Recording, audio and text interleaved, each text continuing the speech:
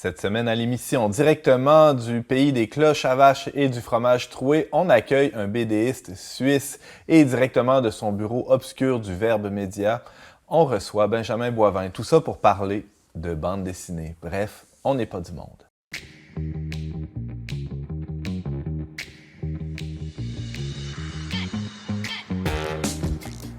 Bonjour à tous et bienvenue à votre magazine Foi et Culture. Ici Antoine Malenfant, votre animateur pour cet épisode consacré à la bande dessinée. Et je suis très bien accompagné de Brigitte Bédard. Bonjour. Merci Antoine. Bonjour. Benjamin Boivin. Salut Antoine. Salut. Et Alain Auderset. Bonjour. Bonjour Alain. Alain, je le disais en introduction, tu nous arrives directement de la Suisse. Bah oui, ça existe vraiment, ce pays. Ça existe vraiment, ouais, c'est fantastique. Et t'es au Québec, pourquoi? Ah, parce que déjà, j'aime les Québécois, sincèrement. C'est une très bonne raison. Ouais, non, mais c'est très sincère. C'est très sincère, j'ai vraiment un cœur pour les gens d'ici. Et c'est ça qui m'a chaque fois fait venir ici, même que je savais... La première fois que je suis venu, je ne savais pas comment, je ne savais pas où, mais je suis venu. Voilà. Et donc, voulais amener ce que je vivais en Europe ici. Et donc, amener mes bandes dessinées, amener mon monde, la musique, les spectacles, les one-man shows, tout ça ici. Ouais. Wow. Et là, ces jours-ci, tu es en petite tournée, là, tu te promènes un peu partout et tu nous fais l'honneur de faire escale dans nos studios pour nous présenter ton parcours d'artiste, tes œuvres et qui sait peut-être aussi des morceaux de ton témoignage de foi. Écoute, je suis à votre disposition, avec grand plaisir. Formidable.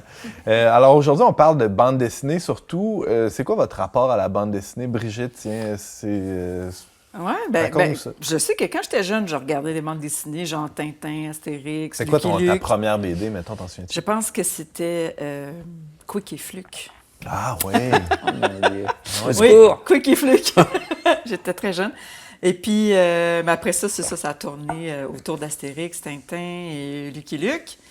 Puis, en vieillissant, là, on m'a présenté d'autres sortes de BD, pas mal plus profondes, pas mal plus, un peu dérangeantes, comme, je t'en parlais hier, là, c'est Mouse. Oui, Mouse, c'est vrai, Mouse, c'est très intéressant. c'est ça, là, c'est comme, les camps de concentration en BD, tu sais, c'était vraiment, c'est des souris, là, j'étais dans la vingtaine, puis j'ai toujours aimé la BD, puis bon, en vieillissant, j'en ai connu d'autres, puis j'en ai fait connaître à mes jeunes aussi, mes enfants. Fait que, ça a toujours été... C'est ça la magie de la bande dessinée, c'est que oui, ça peut être très léger, très ludique, là, tu parlais de Quick et Fluke, Spirou, on pourrait en nommer une tralée, mais c'est un médium qui permet d'aller dans des sujets très lourds. Et justement, cette espèce d'a priori ludique que le lecteur a, le prédispose à rentrer là-dedans et d'arriver dans un univers un peu d'une manière inattendue. Benjamin, c'est quoi ton expérience de la bande dessinée? C'est presque l'inverse, tout à fait, de ce que Brigitte vient de dire. T'as commencé avec Mars puis t'as fini avec Quick et Fluke. Non, mais moi, ça surprendra pas ceux qui me connaissent un peu de savoir que plus jeune, je me prenais peut-être un peu trop au sérieux. Je sais pas, là, quand j'étais enfant, moi, je m'intéressais à des choses d'adultes et maintenant que je suis un adulte, je m'intéresse à des choses d'enfant. J'ai commencé sur le tard à m'intéresser à l'univers de la fantaisie, de la bande dessinée, du jeu de rôle notamment.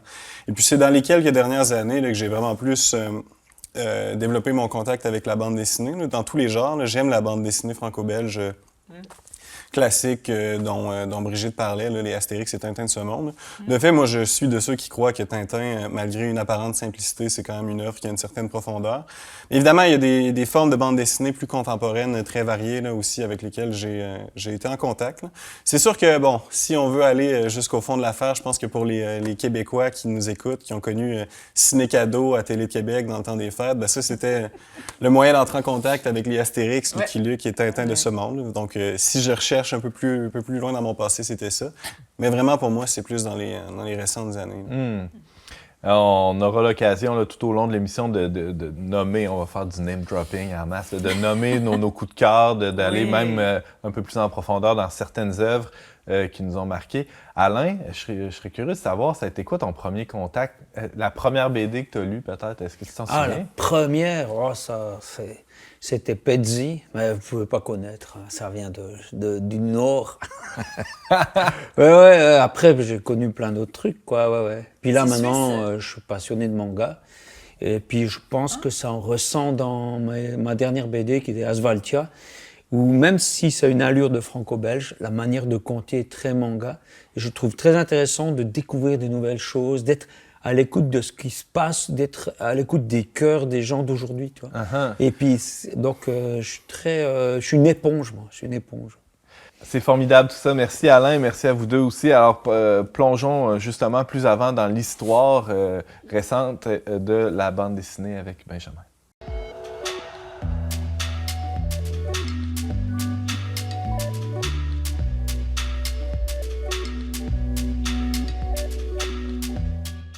Benjamin Boivin, chef de pupitre magazine au Verbe Média, bonjour. Bonjour.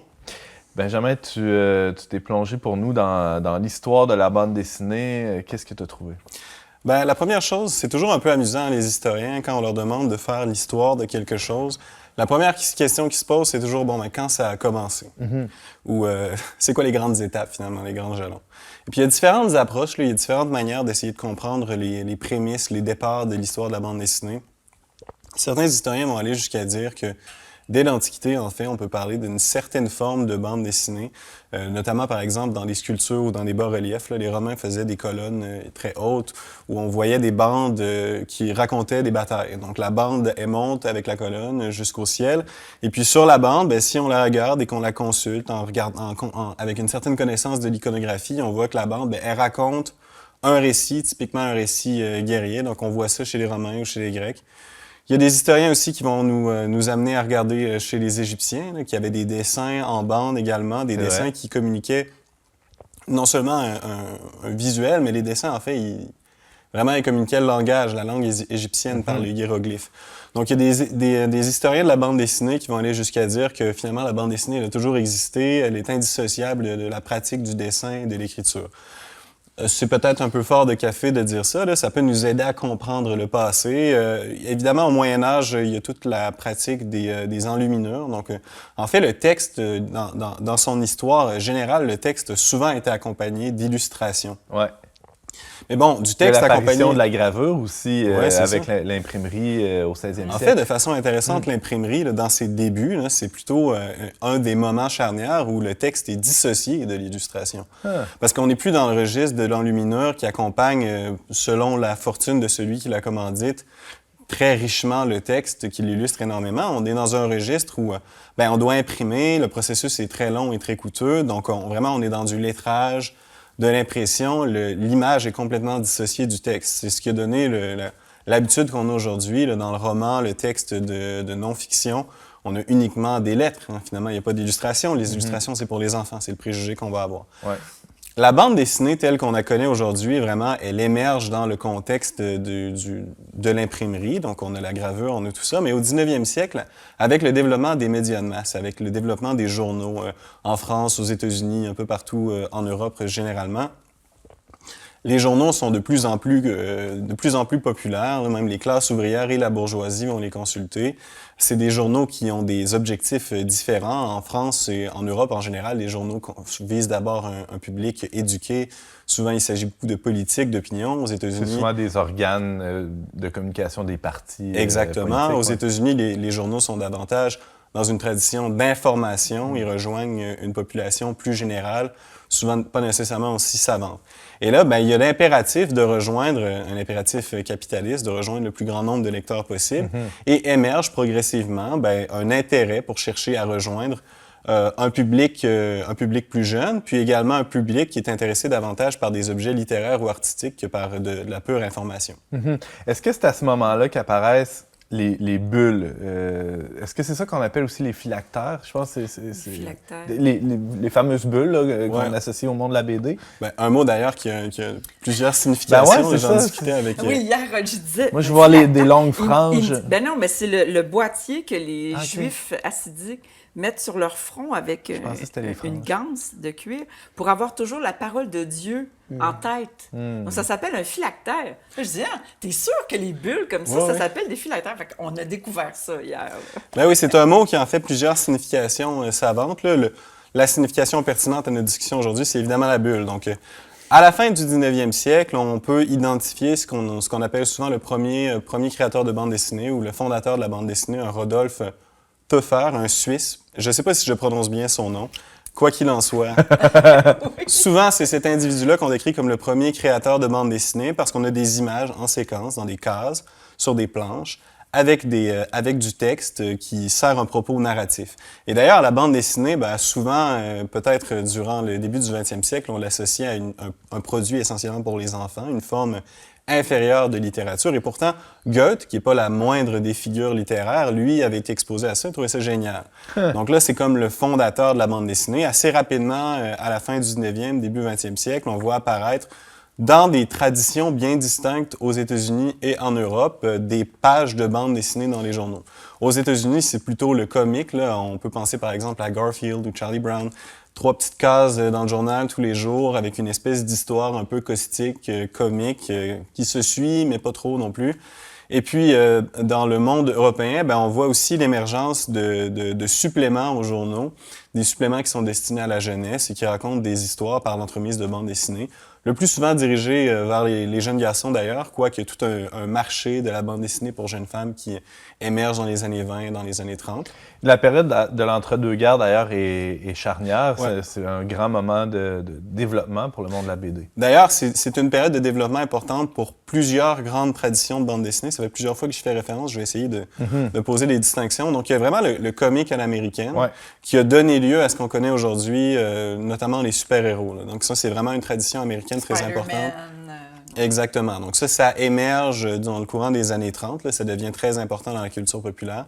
Il y a la BD franco-belge à laquelle on va associer, évidemment, on l'a déjà nommé, Tintin, Astérix, Lucky Luke, Spirou. Il y en a une très grande variété qui vient en bonne partie de l'Europe francophone, donc de la Belgique, de la France, de la Suisse notamment. Quoique c'est un style qui dépasse en fait la langue française, là, dans le monde néerlandais, dans le monde germanique également. Mais il y a un canon, on pourrait dire, il y a une espèce de forme qui est établie, qui est dans un album assez... Exactement, même un canon très précis en fait, des albums avec un nombre de pages très spécifique, un nombre de cases, une manière de procéder, de numéroter les pages, qui va s'établir et s'imposer en fait assez longuement, là, jusque dans les années 70-80 où on va avoir une libéralisation des formes, une diversification des maisons d'édition. Et puis finalement, troisième grande tradition dont je vais parler peut-être un peu moins, vous, je sais que vous allez peut-être en parler, le manga, donc qui est la bande dessinée japonaise, qui émerge de façon intéressante à peu près à la même époque.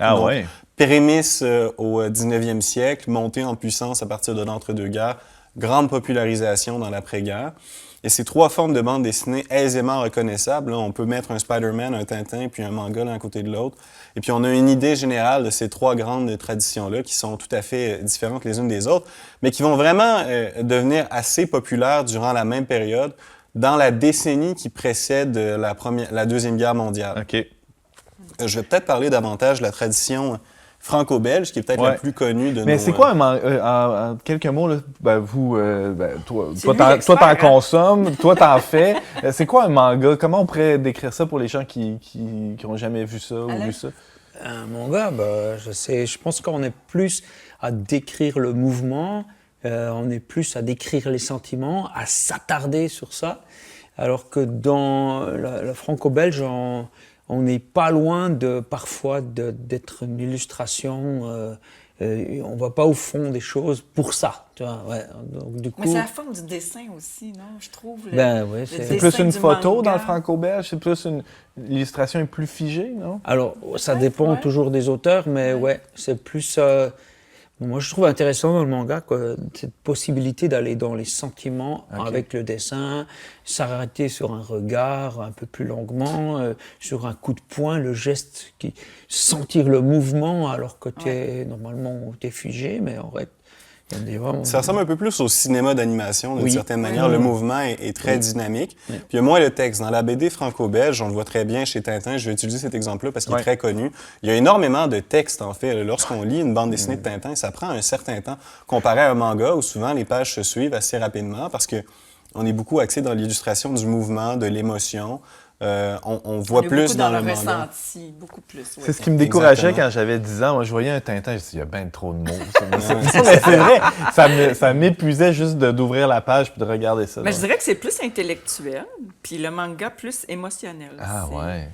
C'est peut-être pour ça que les jeunes d'aujourd'hui, de cette génération-là, consomment davantage de manga. C'est plus au niveau du ressenti. Ça rejoint un peu le jeu vidéo où il y a beaucoup d'action, les couleurs, les mouvements, comme disait bien. Encore que c'est un univers, tu peux vraiment aller loin. Ouais. C'est dingue, la diversité. Oui. Et aussi, c'est comme dans tout, il y a des gens qui excellent et puis qui font des choses, tu te dis, wow, ça existe. Ben oui, c'est clair, c'est des univers. On fait des petites catégories là, qu'on essaie de distinguer en quelques minutes, qui sont généralement vraies. Puis en fait, qui sont généralement vraies plus au milieu du 20e siècle que maintenant. Là. On est vraiment à une heure de grande diversité dans le domaine de la bande dessinée, comme dans tous les arts en général. Mais ce qui me mène à te demander, Benjamin, est-ce que justement la période de Goscinny, de Hergé, c'est pas une espèce d'âge d'or qui est derrière nous? Ben, en fait, ouais, dans les grandes traditions de la bande dessinée, on parle d'âge d'or, l'âge d'or de l'entre-deux-guerres, immédiate après-guerre jusqu'aux années 70. Là, souvent, on va dire que c'est la période la plus importante. L'une des raisons pour lesquelles on va dire ça, c'est que c'est une période où il y avait des grands éditeurs et des grands auteurs qui étaient massivement connus. Donc, qui étaient très connus dans la culture populaire, qui faisaient l'unanimité ou que beaucoup de gens consultaient de manière générale. Et ça a émergé progressivement. Hergé, lorsqu'il a commencé à écrire, à faire Tintin, dans les années 30, il travaillait pour un journal mineur belge qui n'était pas très connu.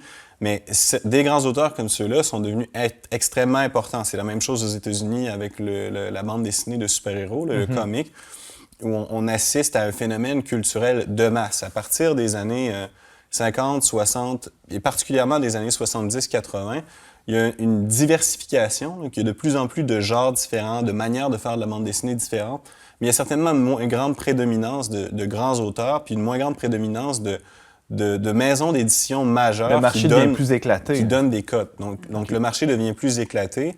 Et puis aussi une diversification dans le secteur du cinéma, du jeu vidéo, qui va évidemment cannibaliser une partie du public qui était acquis à la bande dessinée dans les décennies précédentes, puisqu'elles étaient conçues davantage pour un marché jeune.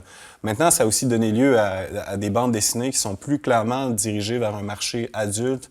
Ça a été l'émergence du BD reportage, du BD essai, comme on voit ici là, avec Economics, il y en a de tous les genres.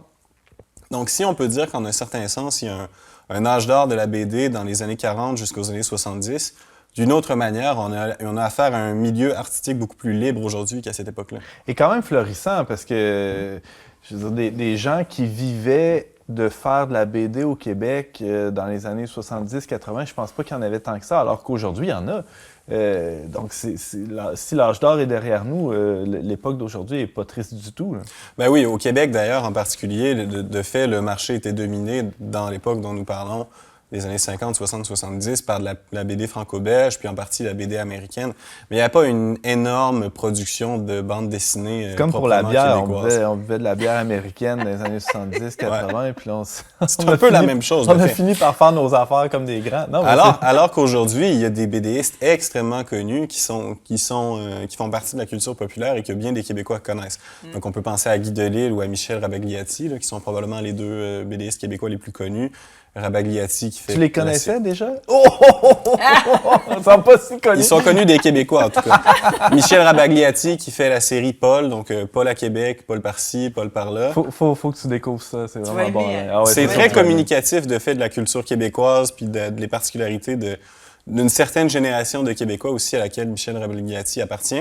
Et puis Guy Delisle, ben là, on est vraiment davantage dans la BD de voyage. Donc, dans la BD, il a fait un peu le tour du monde. Autobiographique, beaucoup la mise en scène de sa personne dans une variété de contextes avec Chronique de Jérusalem, Chronique Birman, Shenzhen, Pyongyang aussi. Pyongyang. Puis il y a aussi toute la séquence du Guide du mauvais père, dont peut-être Brigitte va nous parler un peu plus tard. Donc ça, c'est l'émergence d'une BD québécoise contemporaine avec des éditeurs comme La Pastèque, par exemple, ou dans le milieu canadien aussi, qu'on connaît peut-être moins au Québec, mais qui est quand même majeur. Là. Il y a Drawn & Quarterly, qui est une grande maison d'édition de bande dessinée. Il y a plusieurs BDistes canadiens-anglais qu'on connaît peut-être moins au Québec, mais qui sont très importants. D'ailleurs, je pense que la Post Canada vient de sortir une série de timbres honorant une diversité de BDistes canadiens vivants là, depuis quelques semaines, je pense. Chester Brown, Seth, encore une fois, les Québécois que je viens de nommer. Donc, au Québec, la BD se porte extrêmement bien. Puis en Europe, ben, on parlait du festival d'Angoulême un peu avant l'émission. Ça demeure un événement international majeur qui attire une quantité phénoménale de gens, et c'est pas le seul. Il y en a d'autres à Québec aussi. Comme les Oscars ou le festival de Cannes de la BD. À Québec, on a un festival de BD aussi. Oui, on a un festival de BD à Québec qui est adjoint au Salon du Livre de Québec, qui fait des activités d'ailleurs pendant toute l'année. Le BD Québec, c'est une organisation qui fait des activités, des expositions, des échanges culturels, des participations à des festivals internationaux. Donc, la BD québécoise se porte bien. Et d'ailleurs, la BD franco-belge se porte assez bien aussi. Il se vend énormément de BD en France, en Belgique.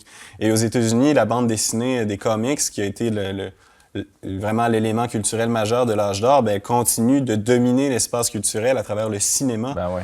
De super-héros. Là, on a même fait une émission spéciale là-dessus. Peut-être au point de l'écœurement, diront certains. C'est ce que mes ados disent. Alors, si mes ados le disent, ils sont saturés? Ah, ouais? Ah oui, ils trouvent que les Marvel, c'est rendu n'importe quoi. Bah... Fait que je dis, allez lire les BD. Ah, ben ouais. Parce que les autres, ils connaissent juste les films. Ils connaissent pas les BD. Tu sais, c'est tout à l'envers. On peut avoir trop d'une bonne chose. Oui, c'est ça. Mais au Verbe, on n'a pas trop de cette bonne chose-là. D'ailleurs, on a décidé de faire de l'espace aussi pour les bulles. Je disais que je me prenais trop au sérieux quand j'étais plus jeune. L'une des raisons pour lesquelles j'ai eu à m'intéresser un peu à la bande dessinée, c'est que j'ai voulu réintroduire plutôt la bande dessinée dans les publications papier du Verbe. À partir du mois de juillet dernier, on a commencé à avoir une petite bande dessinée vraiment inspirée de la tradition du comics à l'américaine, là, au niveau de la mise en forme, la présentation. Donc, on pense encore une fois à Peanuts ou à Garfield. On a vraiment une BD qui se veut foi et culture, qui parle de questions notamment liées à la doctrine sociale de l'Église, des enjeux de société à partir d'un regard de foi. Tu vois, c'est un sujet lourd là, qui peut paraître un peu rébarbatif ou pesant. Mais c'est qui fait... C'est qui le BD? C'est Louis Roy. Okay. Louis Roy, qui est un illustrateur qui a beaucoup travaillé avec nous. Donc, il a décidé de se lancer dans l'exercice de la bande dessinée. Là. Ben, c'est un amateur qui travaille à devenir un pro, si on veut. C'est vraiment beau, en tout cas. Benjamin Boivin, merci pour ce tour d'horizon de l'histoire de la bande dessinée. Je rappelle que tu es chef de pupitre pour le magazine Le Verbe. À bientôt. Merci.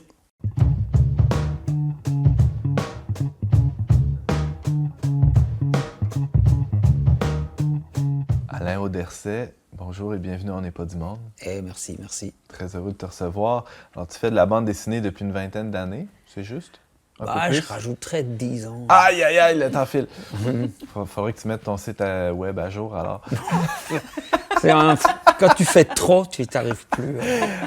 Alors, on va aller à la source première. Selon Alain Auderset lui-même, il fait de la BD depuis une trentaine d'années. Ton atelier est en Suisse. Voilà, ouais. Ta résidence aussi. Voilà. Et tu nous fais la joie d'être ici avec nous au Québec ces jours-ci. Tu es l'auteur, entre autres, de Idées reçues, qui est en 3 tomes. Marcel, même chose, en 3 morceaux. Oui. Et il y en a d'autres. Là. Il y a La Légende de Mi, qui est un de tes derniers Qui morceaux. n'est pas une bande dessinée. Qui n'est pas une bande dessinée. C'est une histoire. C'est comme un roman graphique. Roman graphique. Non, il y a Robbie, il y a Willy Grunch et Asvaltia. Alors ça, c'est un peu l'éventail de ta production. En gros, 13 bandes dessinées. 13 bandes dessinées. Peut-être la distinction entre un roman graphique et une bande dessinée, c'est quoi? Pour commencer? Donc, depuis peut-être 10 ans, j'ai commencé à écrire les choses que je vivais. Et notamment ma relation d'amitié avec Dieu.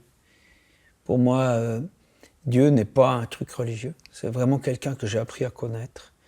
Et j'ai appris à le connaître en prenant chaque jour un peu de temps à marcher en forêt, Ah. J'allais en forêt, et je vais toujours, et je cherche son cœur, et je pense que ça a dû le toucher, parce que du coup, vraiment, on s'est rapprochés, vraiment. Et tout ce que je fais, que ce soit en écriture ou en dessin, on le fait ensemble. Et si bien que là, maintenant, je suis vraiment totalement pistonné. Pistonné, ça vous veut dites dire ça. quoi? Mais tu es aidé directement par le grand patron. Tu es vraiment, il te met les bonnes personnes au chemin. Voilà. Et moi, ce qui m'intéresse, c'est de le faire avec lui.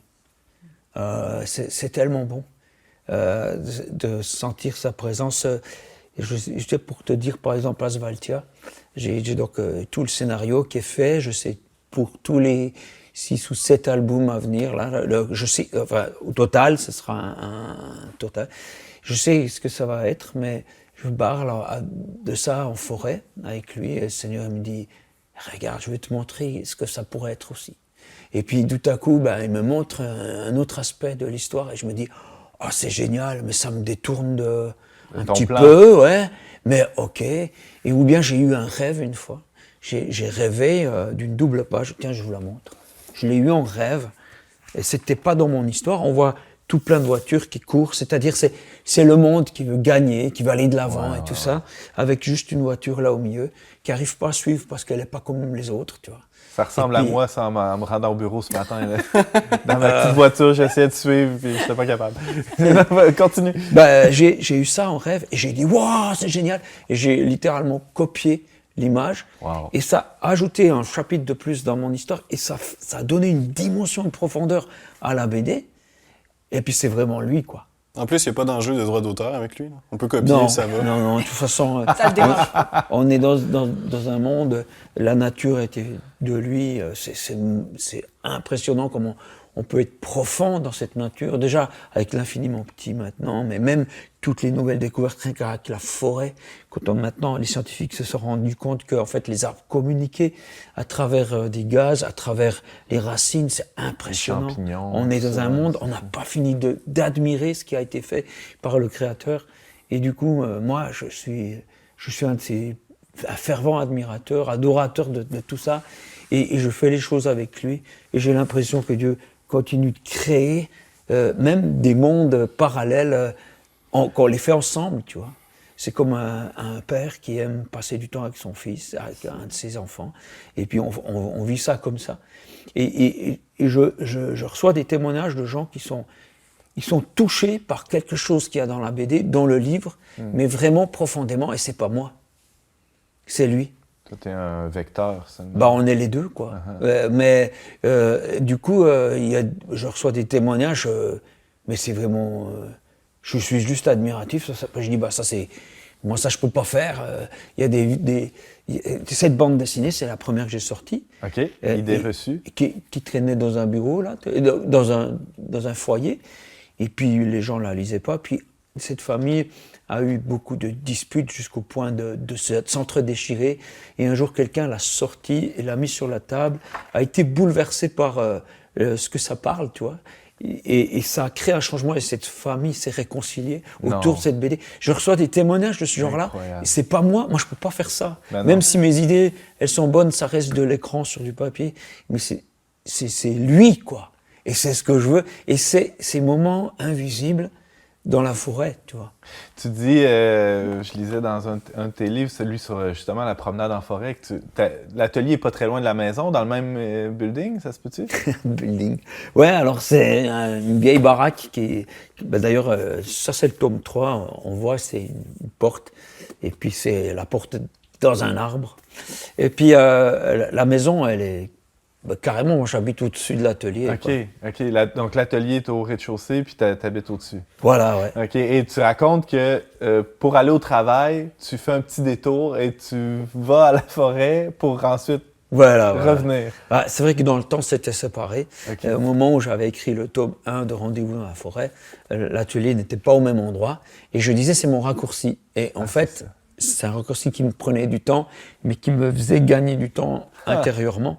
Et même c'est là que tu allais chercher toute ton inspiration. Mais c'était pas le but. Mon but, c'était vraiment d'avoir un temps avec Dieu, comme on a un temps avec un ami à qui on tient. Et par contre, là, je recevais des choses, c'était incroyable. Je me rappelle d'une fois, juste pour citer cet exemple, j'étais touché en écoutant l'histoire d'un missionnaire chinois qui était persécuté par la politique, tout ça, puis j'ai dit, mais Seigneur, c'est extraordinaire, j'aimerais atteindre ces gens. Ah, mais j'y pense, mais toi, tu connais tout le monde là-bas. Est-ce que tu pourrais pas m'arranger quelque chose? Voilà, c'était une prière comme ça. J'arrivais dans mon atelier à peu près 10 minutes après, et j'ouvrais mes ordinateurs, j'allumais tout, et dans mon courrier qui arrivait, il y a marqué « Bonjour, je suis chinoise, j'adore ce que vous faites. » Et là, moi, je dis « Mais c'est toi, Seigneur.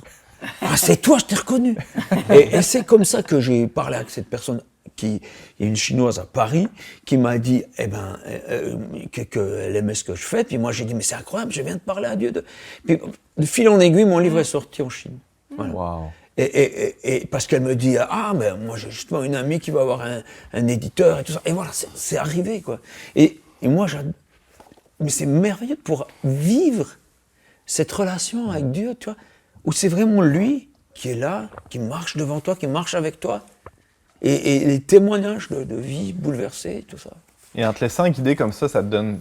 On pourrait penser que tu es comme un pantin dans la main de Dieu, mais au contraire, ça te donne une grande liberté parce que tu n'es pas en train d'essayer de plaire à un éditeur ou tu te laisses aller à ce pourquoi tu es fait complètement. Alain Auderset, raconte-nous peut-être la légende de Mi. Qu'est-ce que ça dit? La légende de Mi, c'était il y a 10 ans où je n'avais pas le moral, ça peut arriver, tu vois, même tout croyant que tu es. Je ne savais pas pourquoi il m'arrivait des injustices, pourquoi j'étais si malheureux et tout ça. Et je pense que Jésus m'a vu venir en forêt et que plutôt que de me laisser parler, parce que je n'avais pas envie de parler, il y a une histoire qui m'est téléchargée dans la tête le temps que je marche dans la forêt. C'était incroyable. Et je sortais de la forêt, l'histoire s'arrêtait. Et le lendemain, l'histoire recommençait. Et juste au troisième... C'est comme si tu captais juste le Wi-Fi dans la forêt. Absolument. Je faisais pas d'effort pour savoir qu'est-ce qui va se passer. Je savais aucune idée de comment ça allait finir. Même à un moment donné, je me disais, mais comment une telle histoire peut se terminer? C'est au milieu de la forêt du 3e jour, là, que j'ai tout compris. J'étais bouleversé. J'ai compris... Enfin, je peux pas dire... J'ai pas tout compris, mais j'ai compris pourquoi il y a de la misère puis que Dieu est bon quand même. Et j'ai compris un angle de vue qu'on n'a jamais. Parce qu'en fait, je ne pouvais pas l'avoir. Ça ne venait pas de moi, ça venait d'en haut. Et je l'ai simplement écrit comme ça. Et ensuite, je l'ai raconté à des gens qui eux-mêmes avaient le même effet que moi. Ils étaient bouleversés. Et de fil en aiguille, il y a une amie qui a trouvé, une fille qui fait de la couleur chez moi, qui a trouvé ce texte. J'ai dit, mais il faut faire quelque chose avec ce texte. J'ai dit, oh ben oui. Puis on a fait un spectacle. C'est la raison de ma venue au Québec, c'est-à-dire que j'ai pris la guitare électrique, ce que j'aime beaucoup, tu vois. Ouais, tu joues de la musique aussi, Ouais, c'est un peu une musique façon Santana, Pink Floyd, tous des trucs que j'aime bien. Un peu planant. Ouais, mais quand même bien rock, comme ça. La bonne distorsion. Et puis, je raconte cette histoire que j'ai eue en forêt, et cet artiste-là dessine derrière moi. Tout ce que je dis apparaît à l'écran. Et du coup... il y a quelque chose de Dieu qui se passe, parce que on le fait avec lui. Et quand on rallume la salle, on voit des gens en larmes, des gens touchés, des gens vraiment émus. Parce que ça touche à la misère des... Et tout le monde en a. Tout le monde en a de la misère. Hein. Et aussi, ils ont prié pour que ça s'arrange, et c'est pas arrangé, ils n'ont pas compris. Et là, tout à coup, c'est comme si c'était clair, tu vois. Et c'était il y a à peu près plus d'une année, là. En venant de forêt, le Seigneur m'a dit, dans mon cœur, il m'a dit, maintenant c'est le moment d'écrire l'histoire. Et j'ai dit, waouh, ok, je me réjouissais de ce moment. Et j'ai dit, alors, combien de temps je vais faire par jour? Parce que j'essaye de ne pas faire plus que ce qu'il veut, et pas faire moins. Et ça me permet d'avoir un équilibre. Et je ressens, tu passes 3 heures par jour à écrire. J'ai dit, mais c'est beaucoup trop.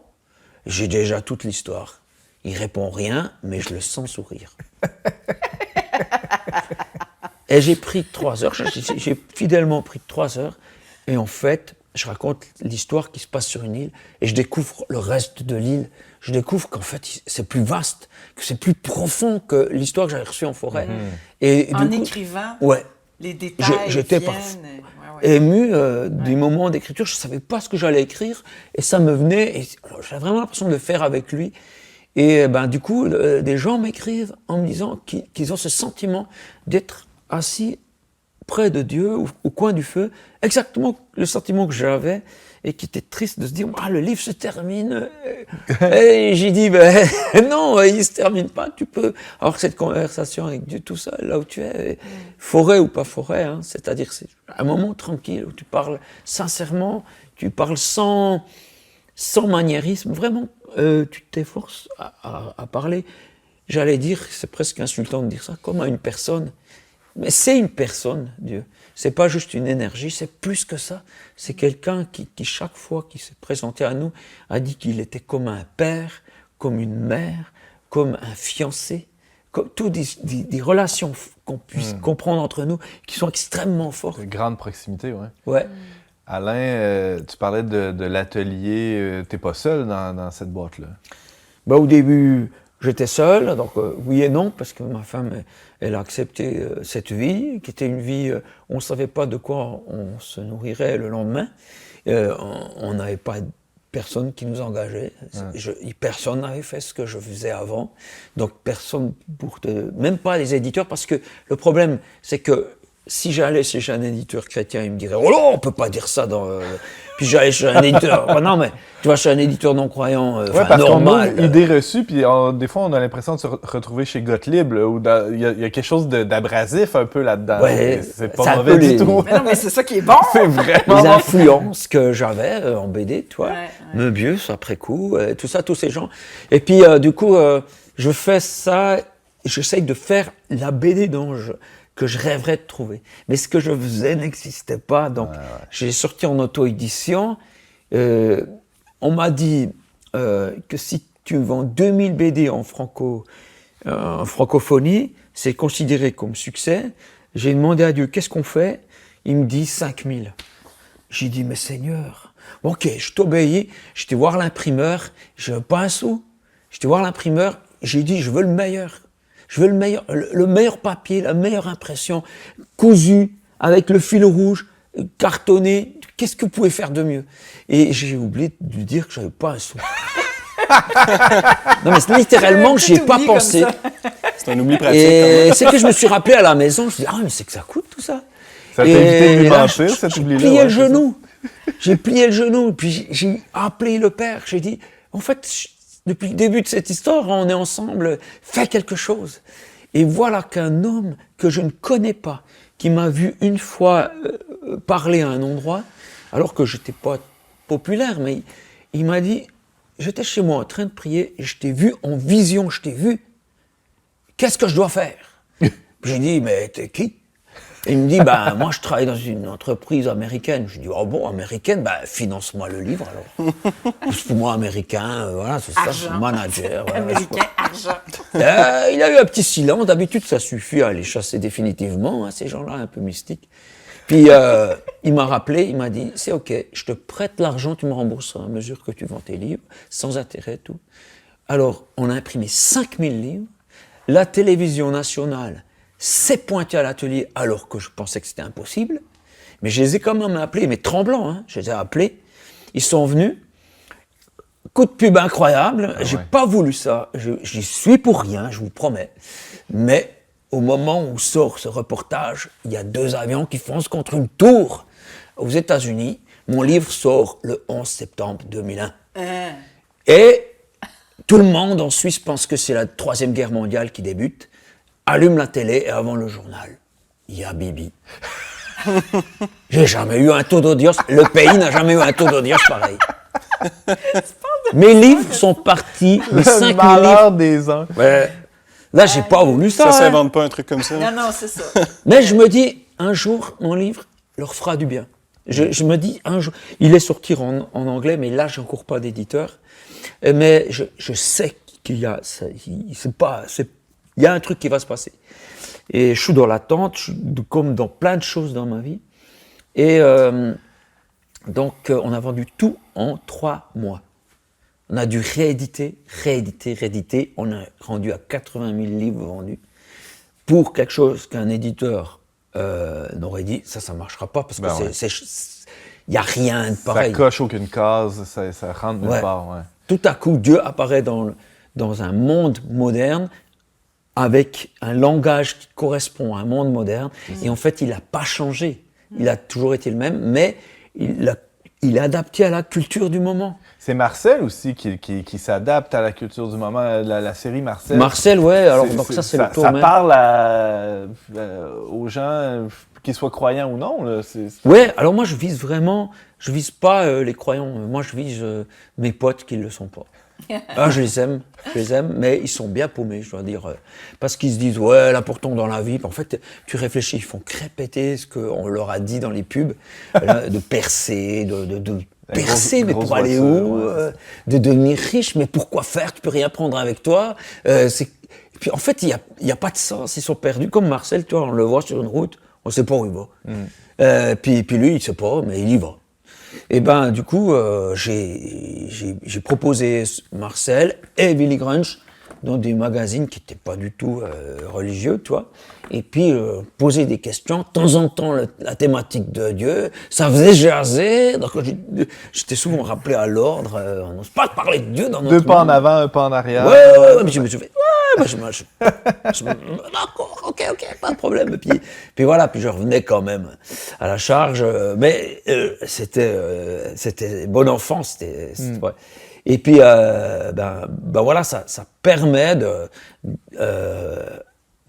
comme t'as un pote, il est un peu bizarre, mais il dit qu'il est croyant, mais c'est vraiment un bon pote, il s'intéresse à toi, il prend les thématiques qui t'intéressent dans la vie, et tout à coup, il te dit, tu vois, t'es pas seul, Dieu est là. Et puis, ils se disent, pourquoi pas. C'est un peu ce qu'on disait plus tôt dans l'émission. La BD ou le roman graphique aussi, mais la BD spécialement permet d'aborder des questions très sérieuses sous une apparence totalement inoffensive, ludique, presque bon enfant, comme tu disais, Alain. C'est pas menaçant. Ouais, moi je pense que c'est le meilleur moyen d'enseigner ou d'apporter des grandes vérités.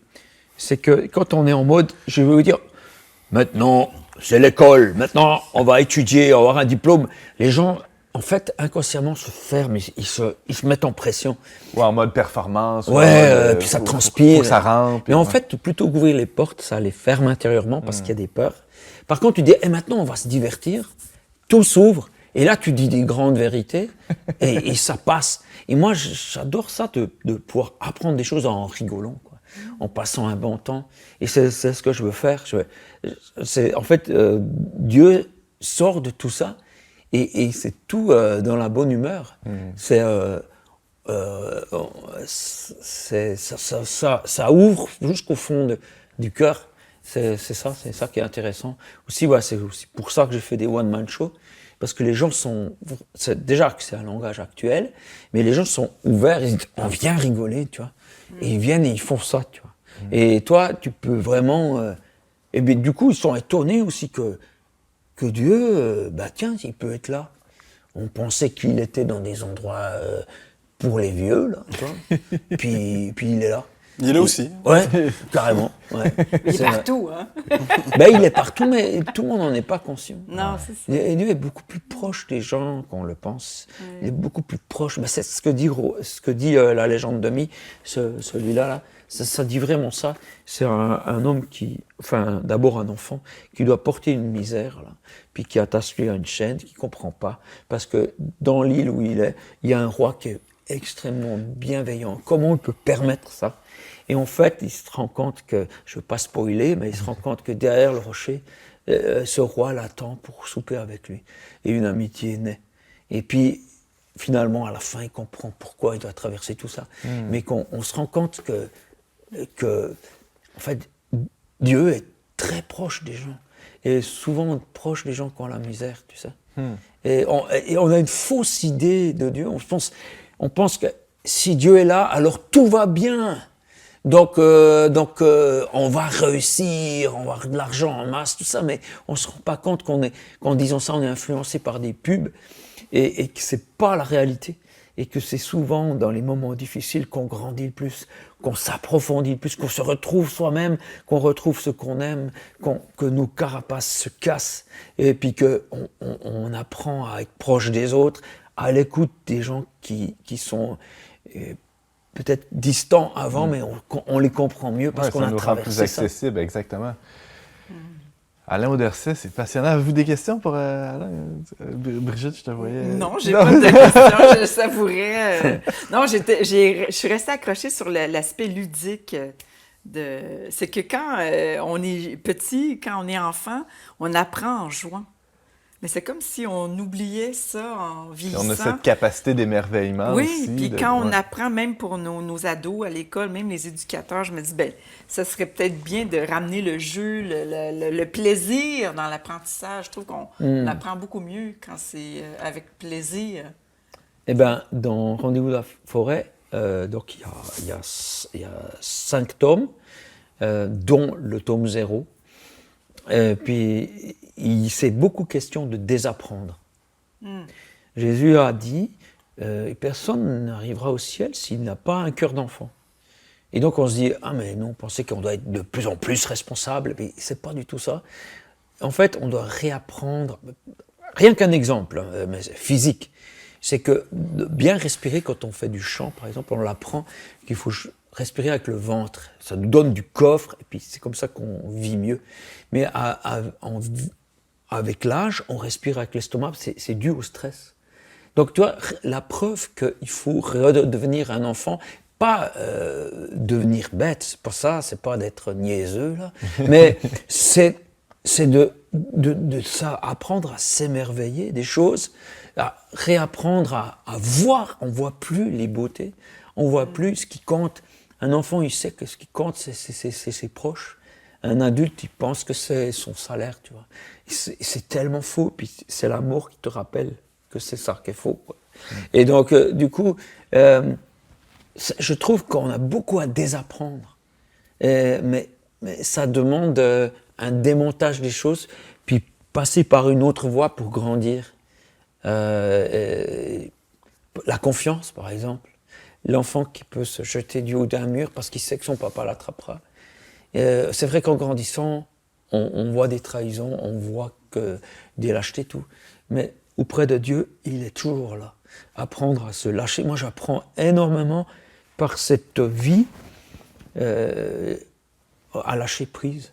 Je ne sais souvent pas du tout de quoi demain sera fait parce que j'arrive pas à tourner, mais je sais, mais Dieu, c'est toi qui feras que ça ira. Oui, j'imagine que tu vis ça dans ton atelier, cette espèce d'appel à t'abandonner ou à faire confiance à la providence de Dieu. Oui. C'est précaire quand même, le monde des arts, non? Ce truc de l'enfant qui se jette en bas du mur puis qui sait que son papa le rattrapera, je l'ai vécu tant de fois. Chaque livre est un peu de la foi matérialisée. Uh-huh. Combien de fois j'ai imprimé un livre sans un sou et j'ai dit, Dieu pourvoira. Et j'ai lancé l'impression et l'argent est venu, je ne sais pas d'où, je n'ai pas compris. et c'est vraiment, c'est toujours un lâcher-prise. Dieu n'est pas une théorie, c'est vraiment quelqu'un sans qui je ne pourrais pas exister. Et ça n'existerait pas. Tu as déjà fait ça, toi, Antoine, imprimer sans avoir une scène? Ça ressemble à notre modus operandi ici au Verbe. Oui, c'est ça. On a expérimenté ça assez souvent. Sophie, notre directrice, pourra en témoigner encore mieux que moi. Alain Auderset, c'était passionnant. Merci infiniment d'être passé nous raconter toute ton histoire et ces histoires-là. J'invite les gens à aller sur auderset.com, AUDERSET. Oui, il y a ça. Et puis, si ça vous intéresse d'avoir les livres, c'est plutôt sur shop.auderset.com. Tout simplement, tout est là. On peut se procurer ces livres-là. Franchement, j'invite les gens à découvrir. Il y a du bon stock là-dedans. Moi, j'ai idée reçue. Marcel, ça a retenu mon attention. Il y a Robbie aussi, dont on aurait pu parler. Tu reviendras. Et si jamais, il y a 80 pages offertes. Oui. Quand vous allez sur shop.auderset.com, vraiment, vous pouvez les télécharger, c'est gratuit. Il n'y a pas d'entourloupe. Non, c'est vrai, je l'ai expérimenté. Ah oui? Pas d'entourloupe. Génial. Merci beaucoup, Alain. Merci à vous.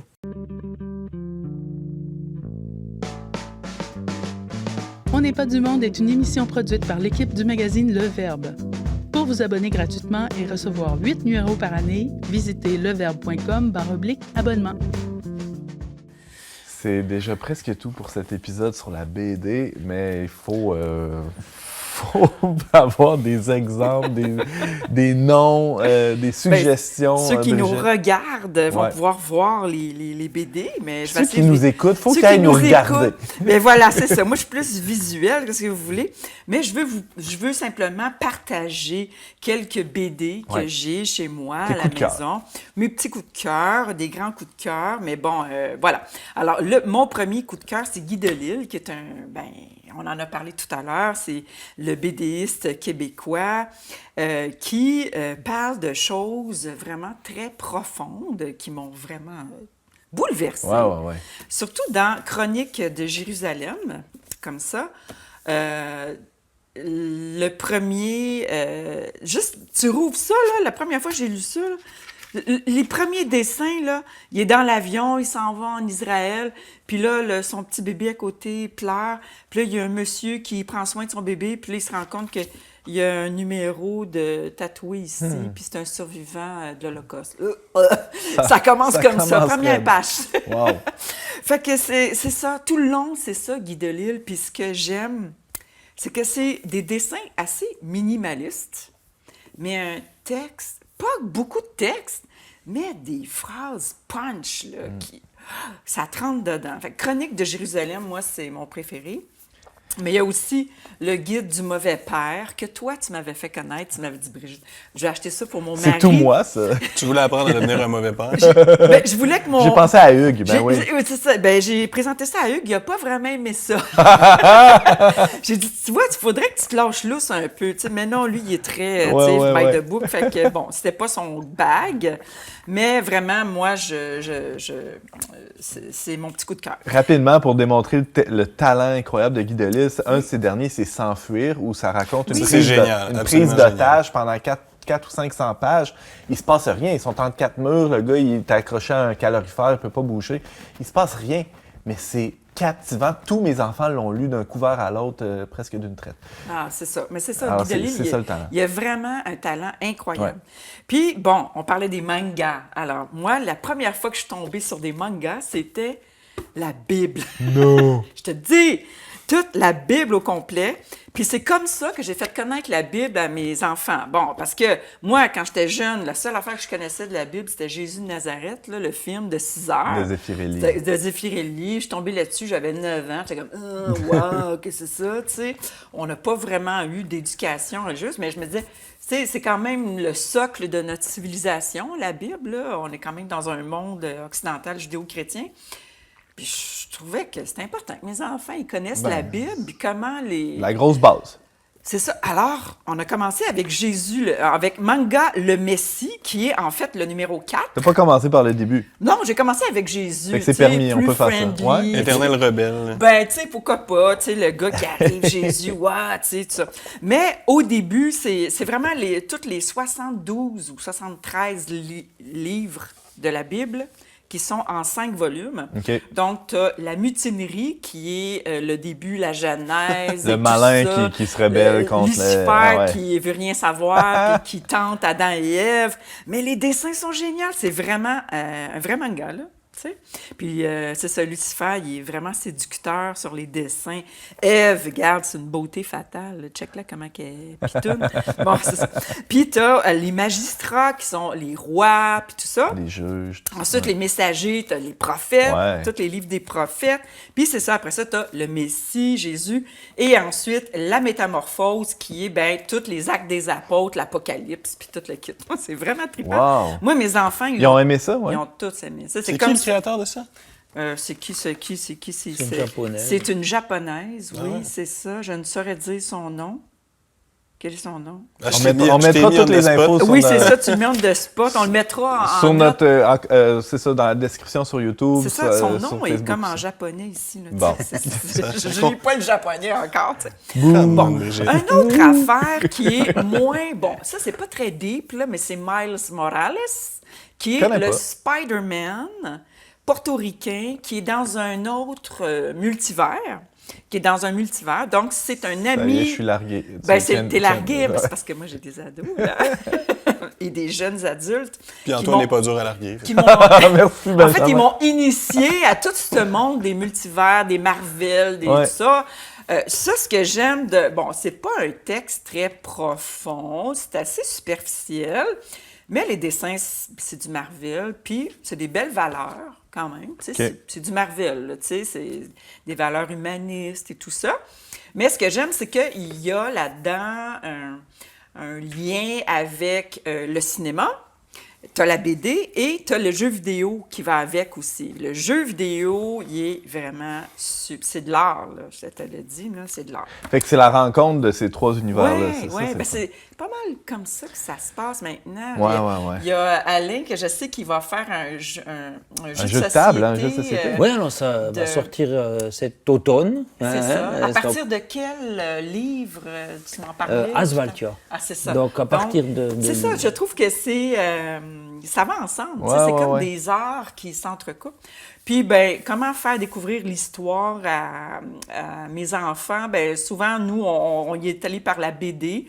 Comme la mémoire retrouvée, c'est l'histoire du communisme en Bulgarie. Une grande légèreté. Une grande légèreté, c'est ça.